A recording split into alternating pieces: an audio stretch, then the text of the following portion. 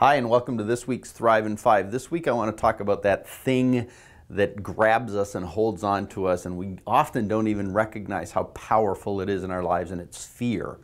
When my boys were really young and we lived in a house that had a couple of different stories in it, one of the things that would happen when they were especially little, when they were first learning to walk, is they'd often say, when they were asked they wanted to maybe get a toy from a second level or go down to the basement for something, they'd often stop at the top of the stairs and turn and look at me and say, but I'm scared, I can't go downstairs on my own, I'm scared. And there's this kind of immobilizing force that takes over us when we're afraid.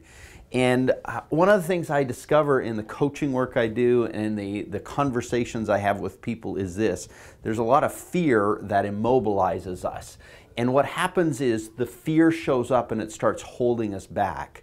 And I want to talk a little bit about that fear today because I think it's got such a profound influence on us and we don't often recognize it, and yet it's holding us back from doing great things in our life and actually accomplishing cool things.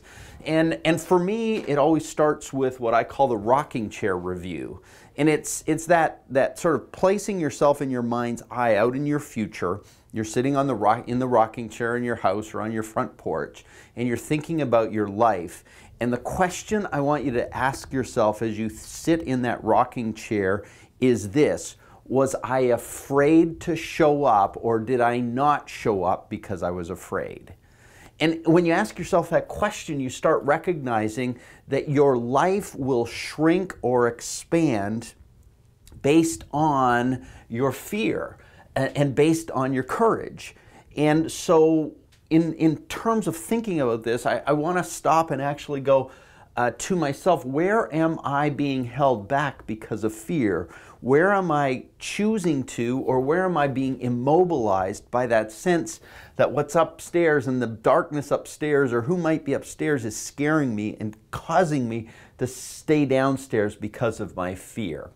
The other thing I've discovered is this, and this actually comes from a line from Joseph Campbell, who talked about that inevitable story of our lives, the hero's journey. And his point was, does the cave that you fear to enter actually hold the treasure you seek?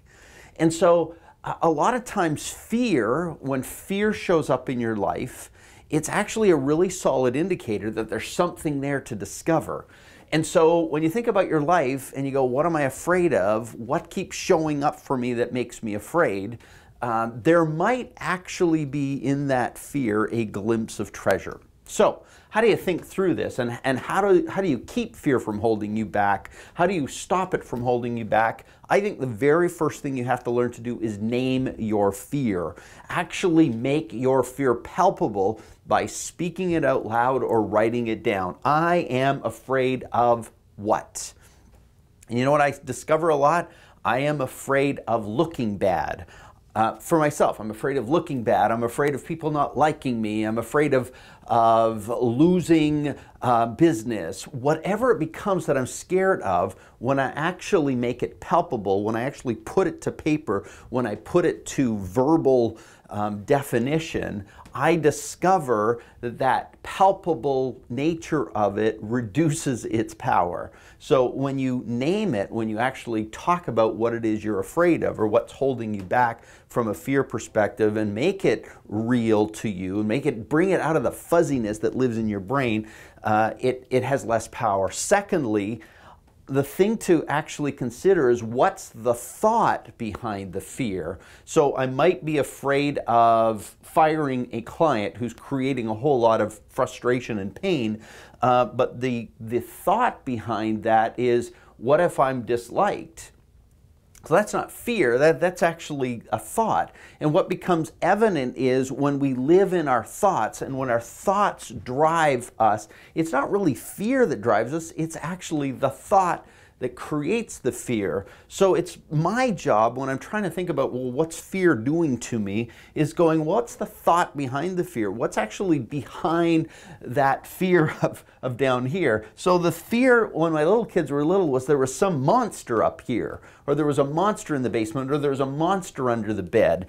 And so the fear was that they're monster, but the thought behind it was, what if I'm not safe? What if I'm not protected? And so when you understand that, you can actually respond more effectively. But I think ultimately what we all have to learn is this, that fear, when you understand it, and fear, when you understand what's behind it, is best dealt with courageously by living with courage. You remember the Wizard of Oz, and you remember the Cowardly Lion. And what the Cowardly Lion couldn't quite figure out was this, that courage is not the absence of fear, it's actually the ability to act with fear in tow, to actually have fear as a part of what you're doing. And it's not that fear doesn't go away, even if you understand it, even understand the thoughts behind it, but what happens is action is courageous when you understand that fear is going to come along for the ride. I think it was, what was his name? Let me check my notes here. It was actually John Wayne who said, it's okay to be scared to death, but still get up and on the saddle and ride. So it's okay to live with fear, and it's okay to actually think from that perspective and then go with it.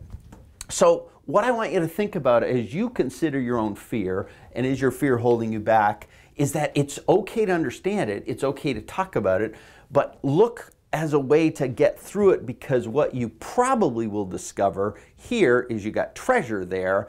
And what you'll also do is you'll be sitting on your rocking chair someday and you'll be able to say confidently, I didn't live my life from fear, I lived it courageously. I hope that helps. We'll talk to you next week.